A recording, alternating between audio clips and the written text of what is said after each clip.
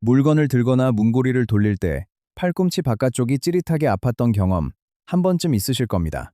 이런 통증을 흔히 테니스 엘보, 의학 용어로는 외측상 과염이라고 부릅니다.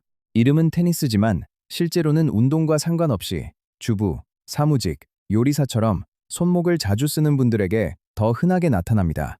오늘은 정형외과에서 자주 보는 이 테니스 엘보에 대해 왜 생기는지부터 집에서 할 수 있는 관리법, 그리고 병원을 찾아야 하는 시점까지 차근차근 정리해 드리겠습니다.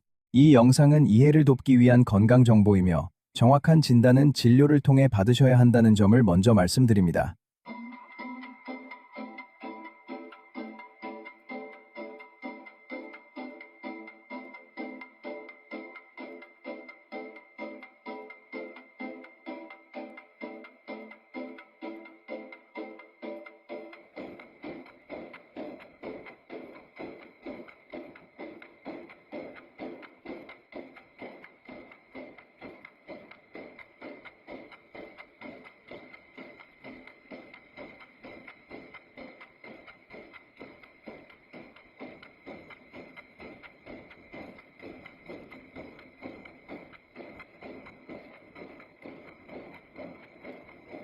테니스 엘보는 팔꿈치 바깥쪽 뼈에 붙는 힘줄이 반복적으로 손상되면서 생깁니다. 손목을 뒤로 젖히거나 물건을 쥐는 동작을 담당하는 근육의 힘줄이 이 부위에 모여 있는데, 같은 동작을 오랫동안 반복하면 힘줄에 미세한 손상이 쌓이게 됩니다. 예전에는 단순한 염증으로 여겼지만 최근에는 힘줄 조직이 제대로 회복되지 못하고 변성되는 과정으로 보는 견해가 많습니다. 그래서 걸레를 짜거나 프라이팬을 자주 들거나 마우스를 오래 쓰는 분들에게 잘 생깁니다. 나이가 들면서 힘줄의 회복력이 떨어지는 것도 원인 중 하나로 알려져 있습니다. 결국 과도한 사용과 회복 부족이 겹치면서 나타나는 문제라고 이해하시면 되겠습니다. 테니스 엘보의 가장 대표적인 증상은 팔꿈치 바깥쪽에 콕 집히는 통증입니다. 특히 손바닥을 아래로 향한 채 물건을 들거나 커피잔을 들 때, 병뚜껑이나 문고리를 돌릴 때 통증이 심해지는 것이 특징입니다.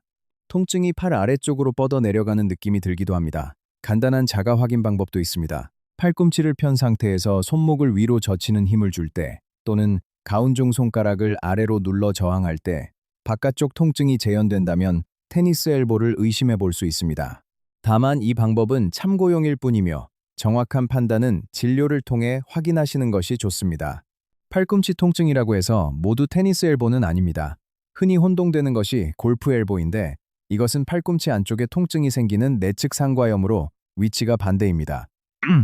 또한 팔꿈치나 손이 저리고 감각이 무뎌진다면 신경이 눌리는 문제일 수 있어 구분이 필요합니다. 목 디스크에서 시작된 통증이 팔로 뻗치는 경우도 있습니다. 흔한 오해 중 하나는 테니스 엘보가 뼈나 관절 자체의 문제라고 생각하는 것인데, 실제로는 힘줄의 문제인 경우가 대부분입니다. 또 팔을 아예 쓰지 않고 무조건 쉬면 낫는다고 여기시는 분들도 있지만, 지나친 안정은 오히려 회복을 더디게 할 수 있습니다. 증상이 애매하다면 스스로 단정하지 마시고 진료를 받아보시길 권합니다. 초기 테니스 엘보는 집에서의 관리만으로도 상당히 호전되는 경우가 많습니다. 우선 통증을 유발하는 반복 동작을 줄이는 것이 가장 중요합니다. 통증이 심한 초기에는 얼음찜질이 도움이 되고, 통증이 가라앉은 뒤에는 부드러운 스트레칭을 시작하시면 좋습니다. 아픈 팔을 앞으로 뻗고 손바닥을 아래로 향한 뒤 반대 손으로 손목을 아래로 천천히 당겨 15에서 30초간 유지하는 스트레칭이 대표적입니다. 이 이후에는 손목을 서서히 강화하는 운동도 회복에 도움이 됩니다.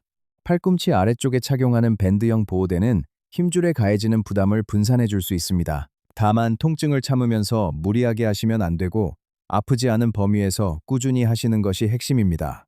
그렇다면 언제 병원을 찾아야 할까요?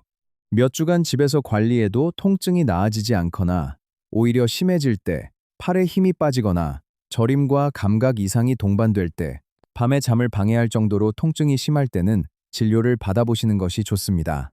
병원에서는 진찰과 필요시 초음파 같은 검사를 통해 상태를 확인하고 약물이나 물리치료, 주사치료 등을 고려하게 됩니다. 오늘 내용을 정리하면 테니스 엘보는 팔꿈치 바깥쪽 힘줄의 과사용으로 생기며 반복 동작을 줄이고 스트레칭과 보호대로 관리하면 대부분 좋아진다는 점입니다. 다만 증상이 지속되면 참지 마시고 전문의의 진료를 받으시길 바랍니다. 오늘 영상이 도움이 되셨길 바랍니다.